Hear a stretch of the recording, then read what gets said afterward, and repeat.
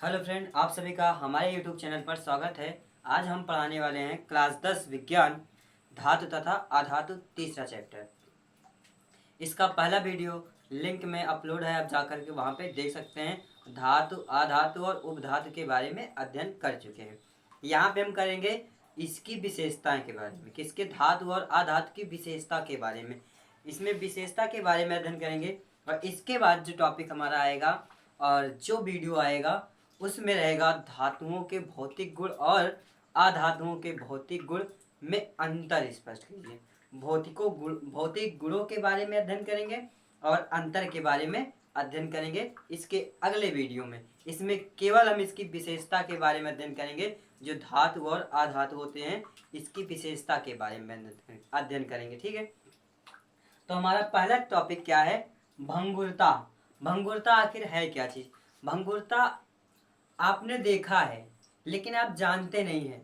आप उसके साथ खेले भी हैं, उसके साथ बड़े हुए हैं।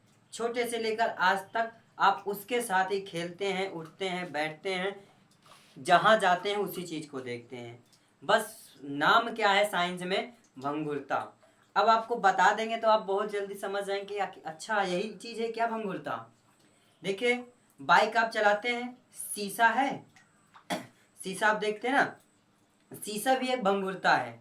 और मकान आप देखते हैं, जो मकान बनता है ईंटों से, वो भी एक भंगुरता है। कैसे? अब आप सोच रहे होंगे कैसे ये होगा भंगुरता। भंगुरता का मतलब ये होता है कि किसी भी ऐसे धातु को या किसी भी ऐसे पदार्थ को पीटने पर वह छोटे छोटे टुकड़ों में विभक्त हो जाए या बिखर जाए या टूट जाए। देखो, शीशे को आप सोचो कि हम चाकू से काट ले, एकदम प्लास्टिक के जैसे कि काट के दोनों को अलग कर लें, लेकिन नहीं, उसे काट नहीं सकते। काटोगे तो वो कहीं और से धड़क जाएगा। काटने की कितनी भी कोशिश करोगे तो कहीं ना कहीं से धड़क जाएगा। और जब उस पर हथौड़े से मार दो तो पूरी तरह से क्या होगा? टूट कर बिखर जाएगा। बिखरेगा कि नहीं बिखरेगा? और ईंट जो होते हैं, जो बहुत पुराने समय में घर मकान बने होते हैं, उन ईंटों को जब देखा जाए तो वो छोटे छोटे छोटे छोटे कणों में टूट कर गिरते रहते हैं, झड़ जाते हैं। कहते हैं ना, ईंट झड़ गया है, बेकार हो चुका है, एकदम खराब हो गया है, इसे हटा दिया जाए। तो ईंट के जो होते हैं छोटे छोटे कण, वो टूट करके निकलते रहते हैं। जब निकलते हैं तो उसी कहते हैं भंगुरता। तो जब हथौड़े से कांच में मारते हैं तो कांच क्या होता है? छोटे छोटे टुकड़ों में बिखर जाता है। तो वही क्या है? भंगुरता। तो यहाँ पे लिखा भी गया है, वे तत्व जो पीटने पर छोटे छोटे टुकड़ों में टूट जाते हैं भंगुर कहलाते हैं, तथा यह गुण भंगुरता कहलाता है।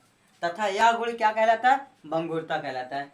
अब उदाहरण में, जैसे में एग्जाम्पल आपका लिखा गया है कि कौन कौन से तत्व हैं जिसे पीटने पर छोटे छोटे टुकड़ों में बिखर जाएगा। पहला क्या है? सल्फर। सल्फर भी क्या है? ये टूट कर बिखर जाएगा।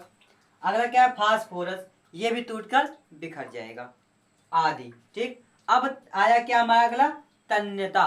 तन्यता का है, तन्यता का मतलब उसमें से तन अकेले समझो, बस तन का मतलब तानो, पकड़ कर खींचो। जिसे लबड़ लबड़ होता है, पकड़ कर खींचते हैं। मिठाई का डिब्बा आप देखें, जब मिठाई का डिब्बा आप मिठाई के दुकान पे जाते हैं लेने, तो मिठाई का डिब्बे में आपको मिठाई दिया जाता है, उस पर एक लबड़ लगाते हैं। लबड़ को खींच कर ही तो लगाते हैं, यानी कि तान कर लगाते हैं।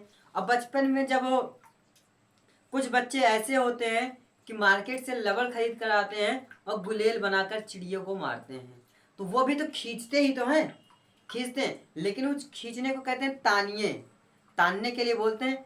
तो अब यहाँ पे साइंस की भाषा में क्या आ गया? तन्यता। तन्यता का मतलब किसी भी तत्व को, वहां पे रबड़ की बात है, यहाँ पे साइंस हम पढ़ रहे हैं तत्वों के बारे में। यहाँ तत्व को खींच करके क्या बनाएंगे? तार बनाएंगे। जैसे सोना हुआ, इसे सोने को खींच करके एक लंबा तार बनाया जाता है। और एल्युमिनियम को भी खींच कर एक लंबा तार बनाते हैं। कॉपर को भी खींच कर लंबा तार बनाते हैं, जो पंखे में लगाया जाता है और पंखा बहुत अधिक एनर्जी के साथ हवा देता है। तो चलिए देखते हैं तन्यता क्या है। वे तत्व जिनके बारीक तार खींचे जा सकते हैं, जिनके क्या बारीक तार खींचे जा सकते हैं, तन्यता कहलाता है। ऐसे तत्व तन्य कहलाते हैं। ठीक, आगे क्या है, जैसे सोना, सोना को खींचकर एक लंबा तार बना सकते हैं और इसमें आवेश का चालन होता है, यानी सुचालक है। प्लेटिनम, ये भी एक तार बनता है। चांदी, कॉपर, लोहा आदि, इन सबको खींचकर एक लंबा तार बनाया जा सकता है। जिस तत्व को आसानी से खींचकर लंबा तार बनाया जाता है उसे तन्यता कहते हैं, या ऐसे गुण प्रदर्शित करने वाले तत्व को तन्यता कहते हैं, तन्य कहते हैं। ठीक, अब हमारा अगला क्या है, आघात वर्धनीयता। आघात वर्धनीयता किसे कहते हैं, आघात वर्धनीयता किसे कहते हैं, जैसे कि आप लोहार के यहाँ कुल्हाड़ी पिटाने जाते हैं और खुरपी पिटाने जाते हैं, या किसी भी चीज में फावड़ा पिटवाने जाते हैं, तो जब पिटाने जाते हैं तो क्या करता है लोहार, लोहार जो है उसे लोहे को आग में तपा करके उसे नरम कर देता है, एकदम कमजोर कर देता है। आग में तपा करके लोहे को कमजोर कर देता है, जिससे उसे पीट करके एक पतली चादर बना देता है। यानी कि जिस तत्व को पीट करके उसकी पतली शीट बनाया जा सकता है उसे आघात वर्धनीयता कहते हैं। क्या कहते हैं, आघात वर्धनीयता कहते हैं। जिस तत्व को पीट करके एक पतली शीट में परिवर्तित कर दिया जाता है तो उसे आघात वर्धनीयता कहते हैं। देखिए क्या है, वे तत्व जो पीटने पर पतली शीट में परिवर्तित हो जाती है उसे आघात वर्धनीयता कहते हैं। पतली शीट में हो जाती है, परिवर्तित हो जाती है, उसे आघात वर्धनीयता कहते हैं। जैसे सोना, चांदी, लोहा, कॉपर आदि, इन सबको पीट करके एक पतली चादर में परिवर्तित कर सकते हैं। ठीक है, अगला हमारा लास्ट पॉइंट क्या है, ध्वनिक। ध्वनिक का मतलब ध्वनि उत्पन्न करना। जैसे कि आप ढोले को पीटते हैं तो ध्वनि उत्पन्न करता है। हम बोल रहे हैं, आप तक हमारी आवाज पहुंच रही है तो ये ध्वनि ही पहुंच रही है। बस यहाँ पे तत्व से आपको समझ में आएगा, और ये चीज हम बोल रहे हैं कणों के माध्यम से आप तक ध्वनि हमारी पहुंच रही है। तो जब हम किसी भी चीज को पीटते हैं, जैसे आपके स्कूल में घंटी बजती है तो घंटी को भी एक दूसरे हथौड़े से पीटा जाता है, या हथौड़ी से पीटते हैं तभी तो ध्वनि उत्पन्न होती है। तो वही चीज है यहाँ पे कह रहा है, वे तत्व जो पीटे जाने पर विशेष ध्वनि पैदा करते हैं ध्वनिक कहलाते हैं। जैसे स्कूलों में घंटी बजती है तो विशेष प्रकार की ध्वनि उत्पन्न करती है, तो यही है ध्वनिक।